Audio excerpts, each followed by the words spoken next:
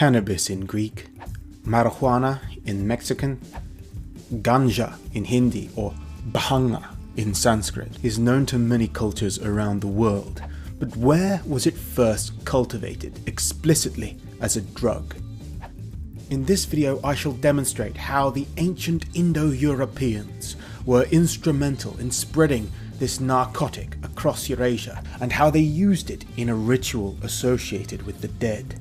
And you will learn how the Scythians spread the plant to the Assyrians and the Jews, and that even the Vikings used it.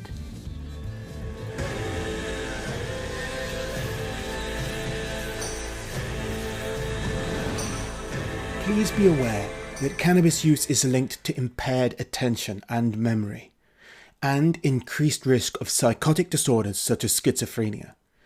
Just because it was used historically in ritual contexts, that doesn't mean I'm endorsing its recreational use today. Cannabis is actually one of the first ever domesticated plants.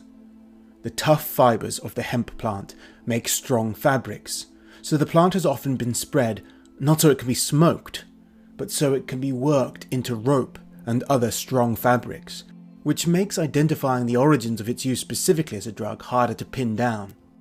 Wild cannabis grows across many of the cooler mountain foothills from the Caucasus to western China, so we ought reasonably to presume the earliest use as a drug took place somewhere within or close to its native habitat.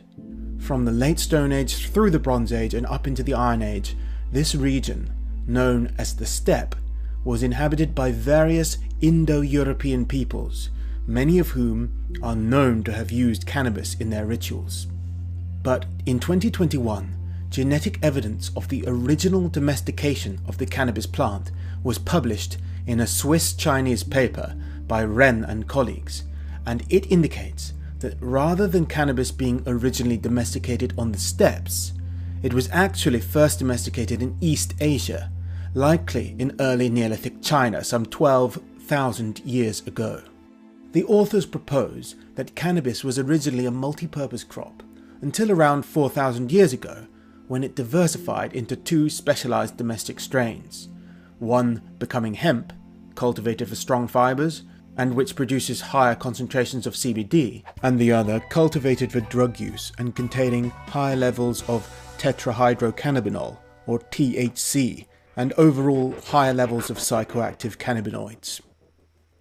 4,000 years ago was also a time when northwestern China was inhabited by Indo-European peoples from the steppes, and they, no doubt, are the ones who spread the plant westward.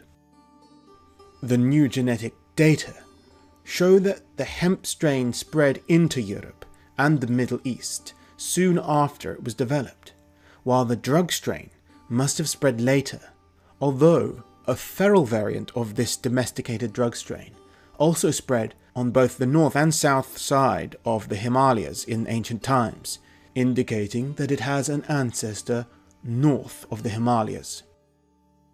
Relying on the historical record, we can see Indian texts refer to ganja explicitly as a drug from as early as 3,000 years ago. Specifically, the Atharva Veda calls bhanga one of the 5 sacred plants which release us from anxiety, and which is a source of the sacred soma drink. Most of the spread of drug-type cannabis has happened long after that date. It reached Africa in the 13th century and Latin America in the 16th century.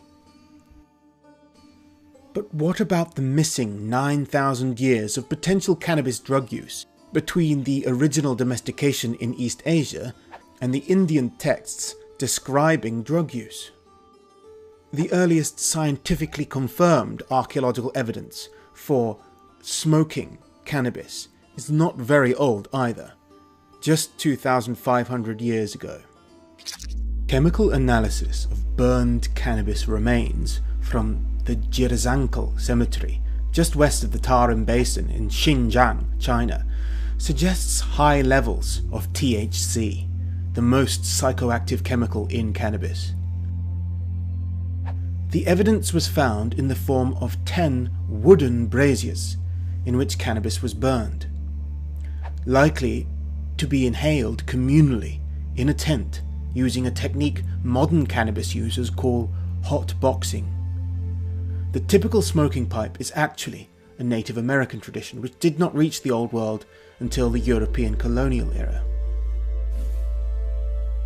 The ancient inhabitants of this region on the western border of China were not what we would think of as Chinese today. The mummies of the Tarim Basin are famous for looking more like white Europeans than Chinese people. The very oldest of them date to the Bronze Age, and new DNA evidence has recently proven that those aren't actually Europeans, but rather West Siberian hunter-gatherers who settled there. Although Indo-Europeans did settle in the Dzungarian Basin just north of Tarim at the same time. And there were Iranic tribes to the west too, and both of these Indo-European neighbours eventually mixed with the Siberian hunter-gatherer people of Tarim, with the result that both Iranic and Tocharian languages, each originating in Europe, were spoken in Xinjiang province in China. And some of the later mummies and skeletons from the region have European ancestry, which explains why they look like Europeans. One archaeological site of the region is at Subeshi, on the north side of the Tarim Basin, consisting of a vast series of cemeteries at Yanghai, which date to around 900 BC.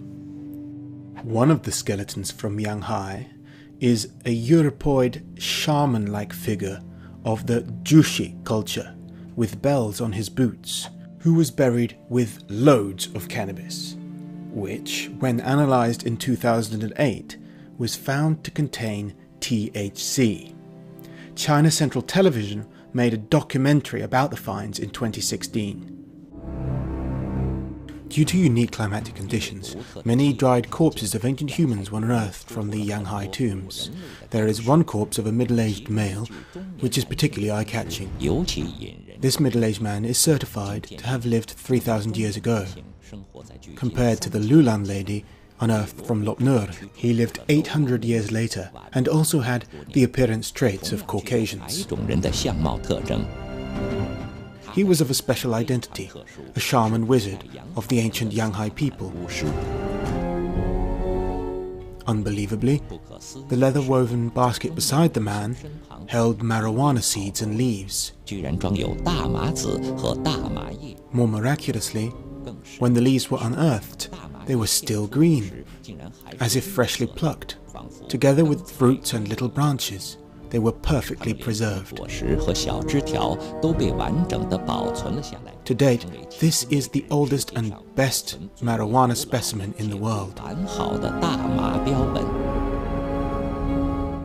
Experts believe that the marijuana found beside the shaman wizard was probably a hallucinogen, used during sacrificial rituals, held by the wizards for communicating with the gods. It seems clear this cannabis was used for smoking, not just hemp rope, and the aforementioned braziers, dated to 400 years later and from the west side of the Tarim Basin in the Pamir Mountains about 1,000 miles away, support this conclusion. Before the shaman's burial, someone had carefully picked out all of the male parts of the plant, which are less psychoactive, providing yet further proof that the cannabis was here associated with drug use rather than textile manufacture. And this is not the only Jushi burial containing cannabis.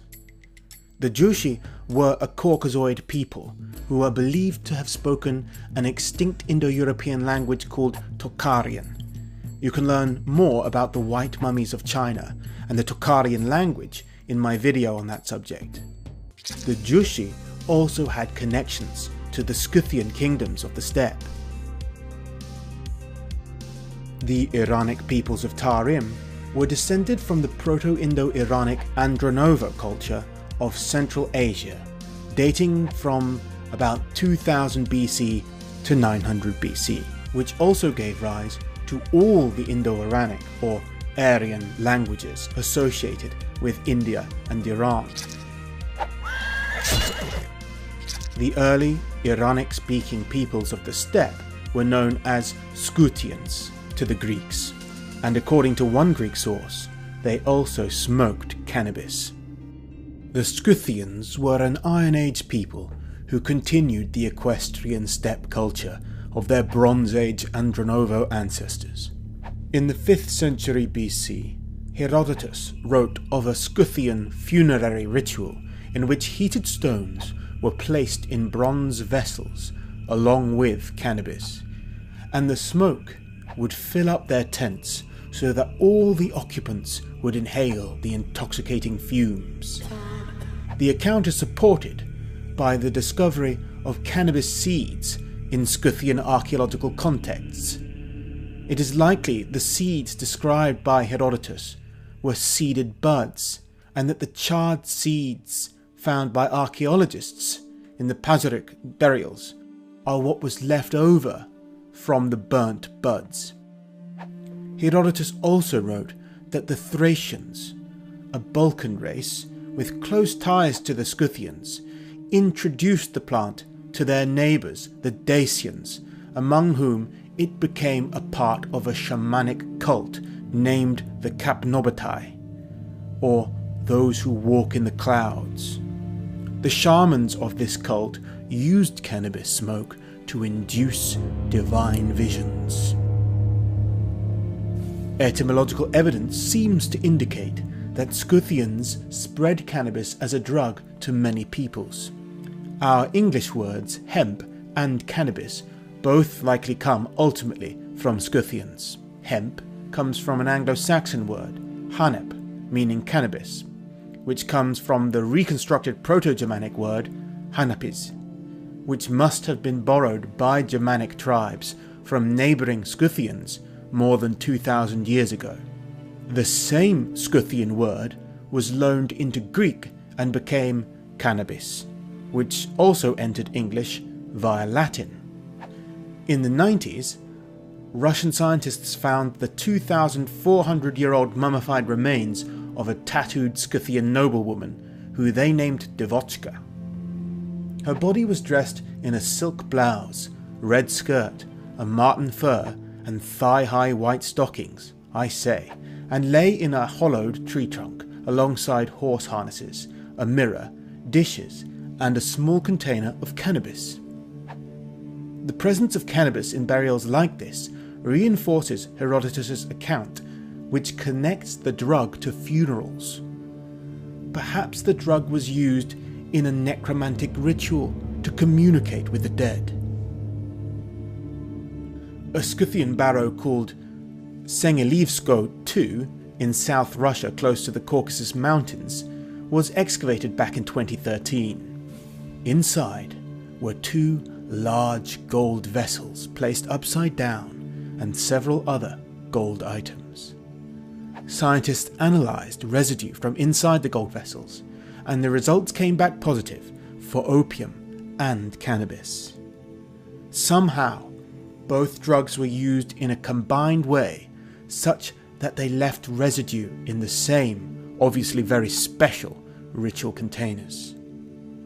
Local archaeologist Andrei Belinsky believes that the ornate imagery on the vessels depicts the Scythian underworld.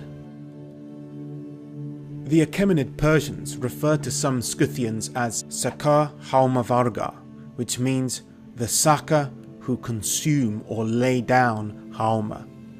Hauma was both a plant and a ritual drink made from many ingredients in pre-Islamic Iran. It is usually identified with the stimulant ephedra, which was commonly used by steppe peoples and the people of the Tarim Basin, but also with cannabis.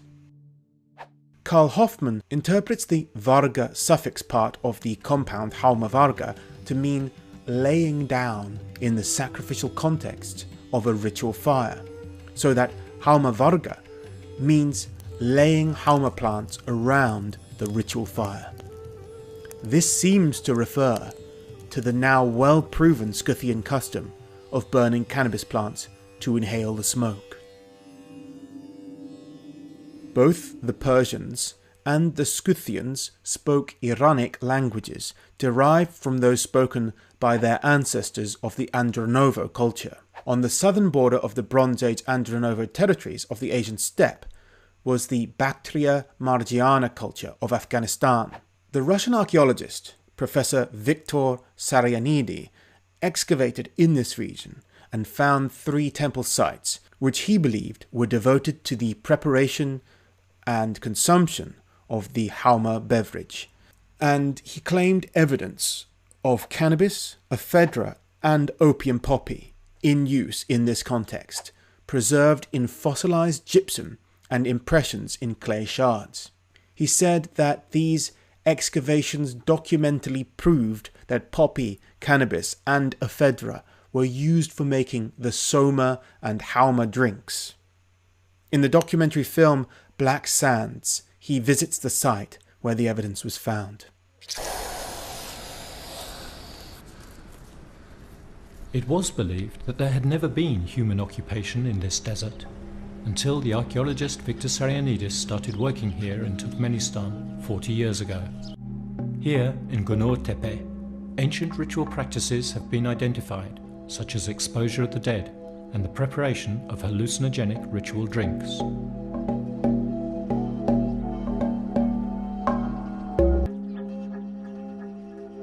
Who were these people living here 4,500 years ago?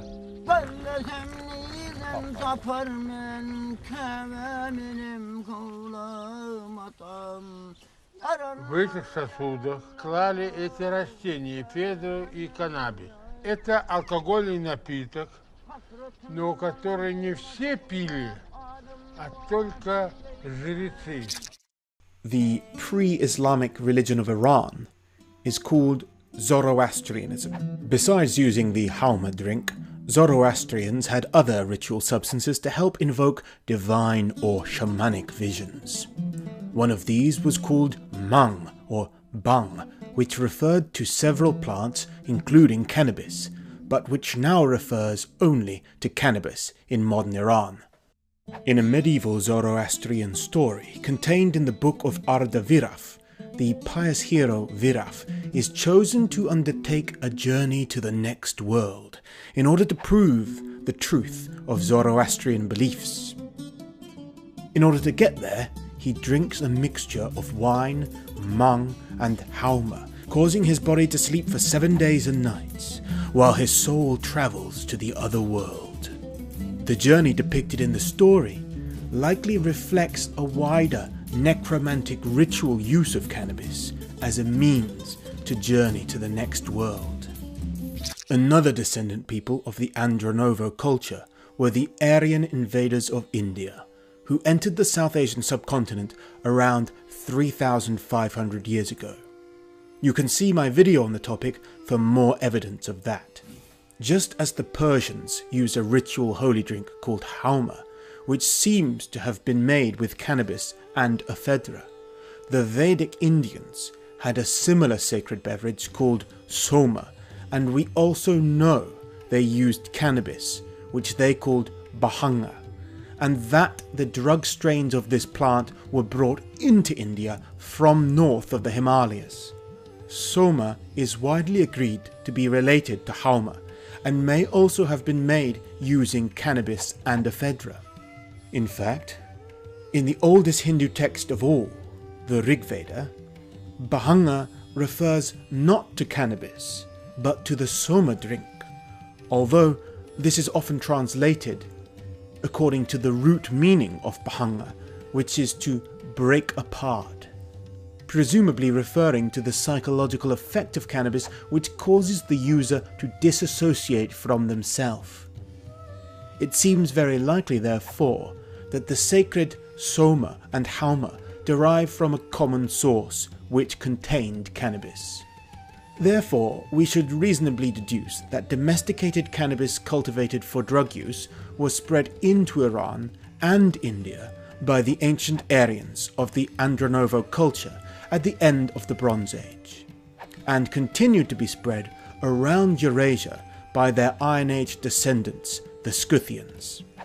Even in modern India, Ganja is either smoked or consumed in a milkshake called Bang Lassi by devotees of the god Shiva, a god who they believe enjoys smoking cannabis himself. They share the cannabis with the destroyer god as prasad, that is, the shared sacrificial offering. In the shamanic Chinese poem of the Chu state called The Nine Songs, written about 300 BC, a goddess called Shao Siming offers a god called Da Siming, the Lord of Life, a twig from a plant called Shuma or Suma, at the eternal farewell. The first commentary on the Nine Songs was written 400 years later by Wang Yi, and he annotates the term Shuma as mythical hemp. This hemp was associated with an offering given to the Lord of Life, yet Shuma itself refers to the deity as well as to the plant offered to that deity. The exact same holds true for Soma in India and Hauma of Iran, for each refers respectively to a plant, a ritual drink made from that plant, and a god associated with that drink. Some have argued that Chinese Shuma was a word borrowed from Aryans of the Tarim Basin in western China, who made a drink from ephedra and cannabis from which both Hauma and Soma are derived. But there is a problem with that theory. Shuma is a compound word comprised of shu, meaning sparse or distant, and ma, which means hemp. Thus together they mean distant hemp, which is rendered as mystical hemp in accepted translations. Cannabis, as already demonstrated by genetic evidence, is native to China and was first domesticated there, and ma is used in inscriptions over 3,000 years old, so there is no need to propose that Shuma is a loanword from Proto-Indo-Iranic at all. Ma is used to refer to other plants too. For example, ephedra was called ma huang, meaning yellow hemp, and during the Han dynasty, the Chinese called sesame seeds and their oil hu ma, meaning hemp of the foreigners, while calling their own hemp Han ma, meaning hemp of the Han race, and they also called their own hemp Huo ma, which means fire hemp, and that implies that they burned it, perhaps for ritual drug use. Huo ma sounds a lot like Hao ma, and back in 1982, Manda Hassan proposed that the Iranic word Hao ma derives from the Chinese Huo ma or Hu ma, which, he argued, was transported by Aryan aesthetics into the Bactria Margiana region of Afghanistan as Hauma, while among the Aryans who took it to India it became Soma in Sanskrit, since it is known that H mutates into S in the early Indic language. Manda Hassan devised this theory long before the genetic evidence of Iranic people in western China was proven, or archaeological evidence of cannabis smokers in Jirzangkal cemetery was discovered, and cannabis was identified in the Jushi shaman graves. This was also before genetics had confirmed the relationship between the Aryan invaders of India and Iran with the Iron Age mummies of Tarim and the Scythians. He relied only on linguistics, but his theory has been strengthened by all these recent genetic and archaeological discoveries. Besides the Indo-Iranic speakers, many other peoples in the ancient world used cannabis, specifically Semitic peoples of the Middle East. We can trace the spread of the plant through linguistics. The Indic word bhanga and the Iranic bang or mang were not the only Indo-Iranic words for cannabis. As already mentioned, the Greek kannabos, cognate of English cannabis, comes from an Iranic word related to the Persian word kanaf or kanab, which it seems the Persians, like the Greeks, took from the Scythians of the steppe. This East Iranic Scythian word is sometimes reconstructed as konaba, Kanab or Konaba is also thought to be the source of Kunubu, a word used in the cuneiform library of the Assyrian king Assurbanipal in the 5th century BC to describe a kind of incense. In a letter dated to 680 BC, sent to Assurbanipal's grandmother from a high priest who answers her question about which ingredients are used in the sacred rites, he replies, "The main items for the rites are fine oil, water, honey, odorous plants, and kunubu." The Neo-Assyrian and Neo-Babylonian words kunubu and kunabu are thought to mean a way to produce smoke, and are speculated to refer to cannabis. Similar speculation has long surrounded the biblical Hebrew term knir boshem, literally aromatic reed, which linguists variously identify as cannabis, lemongrass, or sweet cane. The Jewish God tells Moses to make a holy oil from myrrh, cinnamon, knir boshem, and cassia.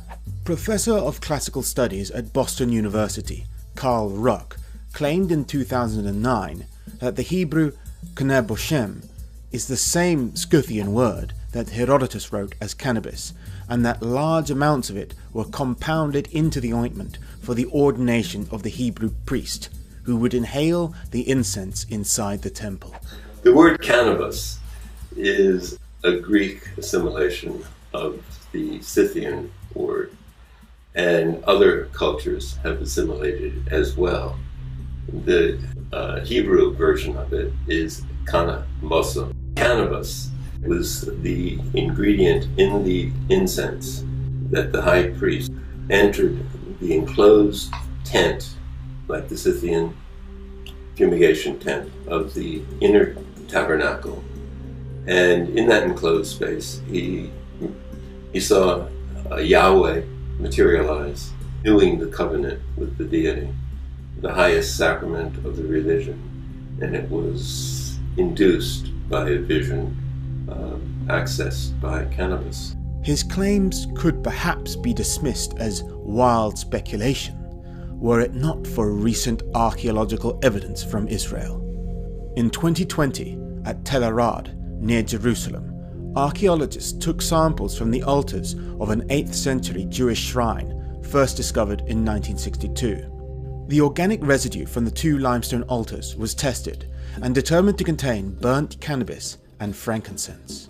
This is the first time that cannabis has been scientifically identified in the ancient Near East, but many believe it was used by Hebrews and other Semitic peoples much earlier, and they point to the words kunabu and knir boshem as evidence. If they are right, then it seems likely the plant was introduced to Semitic peoples by the Persians or the Scythians in the Iron Age.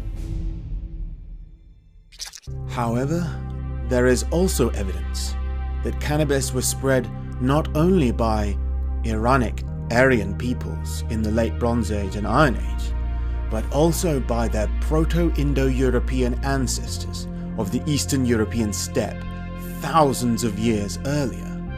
Back in 2017, a study by Teng Wanlong and colleagues from the Free University of Berlin argued that cannabis was domesticated in the West by steppe peoples at the same time it was domesticated in China. They argued, using archaeological evidence, that the Proto-Indo-European steppe peoples, such as the Yamnaya, spread the cannabis plant. This facial reconstruction by Robert Molyneux shows you what the Yamnaya people looked like. However, the genetic study from this year proves all domesticated cannabis comes from a single East Asian domestication event, thus disproving the multi-regional theory despite it relying on a database of cannabis in the archaeological record, which shows cannabis was widely distributed from as early as 10,000 years ago, or even earlier. The conflicting archaeological and genetic evidence has not been conclusively resolved yet. The Yamnaya culture began over 5,000 years ago and spread as far west as Hungary. One Yamnaya grave at Gurbenesti in Romania contained a clay vessel with what is thought to be carbonized hemp seeds.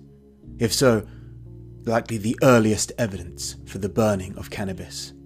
The British archaeologist Andrew Sharratt argued in 1995 that the Yamnaya invaders first introduced cannabis smoking to the Danube Valley.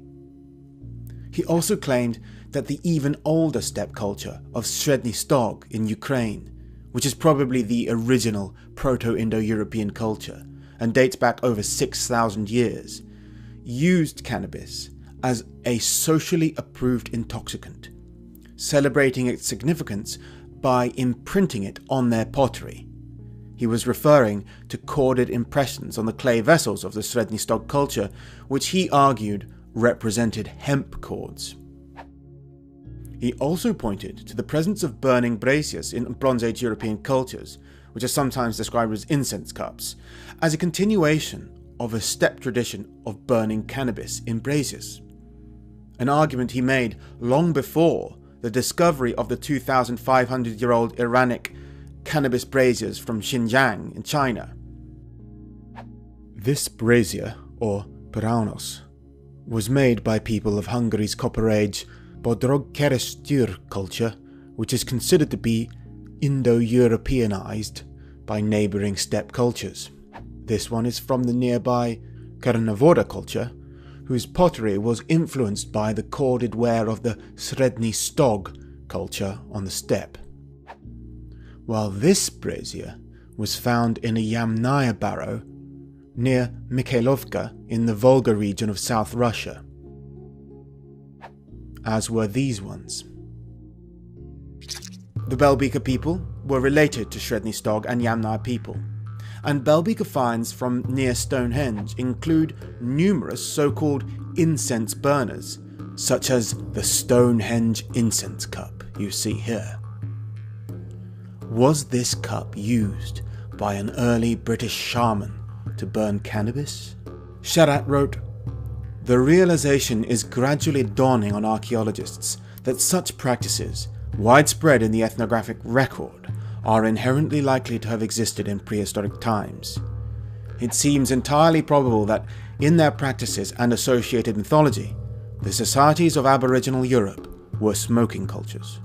Conclusive evidence that Belbeka people used cannabis was found near the global capital of cannabis itself, Amsterdam. In 2012, analysis of the pollen from plants strewn within a Belbeka tomb at Hattemerbroek in the Netherlands, dated between 2459 and 2200 BC, contemporary with the Stonehenge incense cup, revealed that they were almost certainly cannabis. Once again, we see a connection between cannabis and an Indo-European funeral ritual, but long before the Iranic people emerged. Although conclusive study of the THC content of cannabis from these early Indo-European finds has not been possible, as it was for the braziers of the Dzierżankel cemetery, we should not conclude that cannabis was never used as a drug prior to 500 BC, or that its earliest use was limited to East Asia. The archaeological record clearly demonstrates that the tradition of cannabis use has roots in the earliest Indo-European cultures. As the authors of the exhaustive Encyclopedia of Indo-European Culture have noted, there are at least 3 chronological horizons to which the spread of hemp might be ascribed.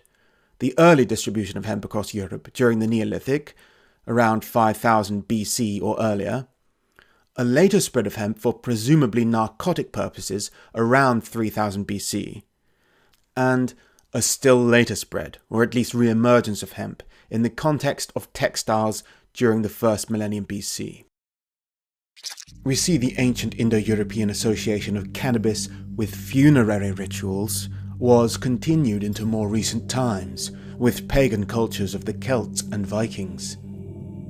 Early Celtic use of cannabis has also been identified through pollen analysis of a bowl from a rich woman's grave of the late Hallstatt period at Niedererbach in Bavaria.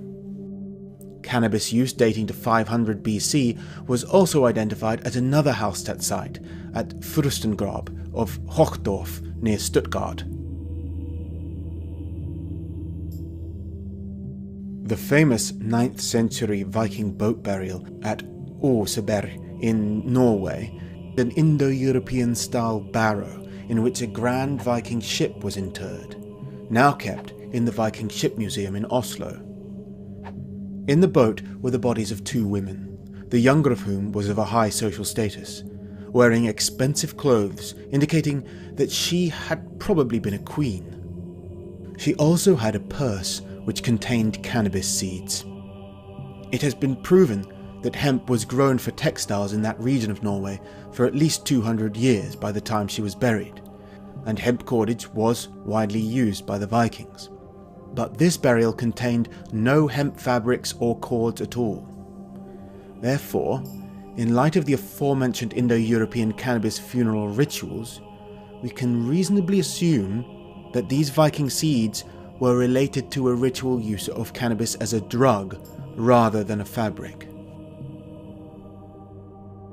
In other Indo-European rites, it is clear that cannabis was associated with the dead, the world of the dead, and also with gods like Shiva, who, like his devotees, sits in the smashana or cremation ground, surrounded by death, and is called Lord of Smashana. Many scholars, beginning with Georges de Muzil, have connected the cult of Shiva to that of Odin among the Vikings. Both were associated with the dead, with burial grounds, and with male devotees who lived outside societal norms, like a wolf pack. The presence of cannabis in this Viking ship burial demonstrates yet another Indo-European connection between East and West. Do take a look at some of my other videos on ancient Indo-European religions, genetics and folk customs if you want to learn more. And don't forget to hit subscribe and the notifications bell. You can also access exclusive private videos which I make just for patrons if you sign up for either Patreon or Subscribestar for as little as the price of a pint per month. The links for these are in the description. If you support me, you will be ensuring this channel continues to survive and celebrate ancient European history for years to come. So thank you so much.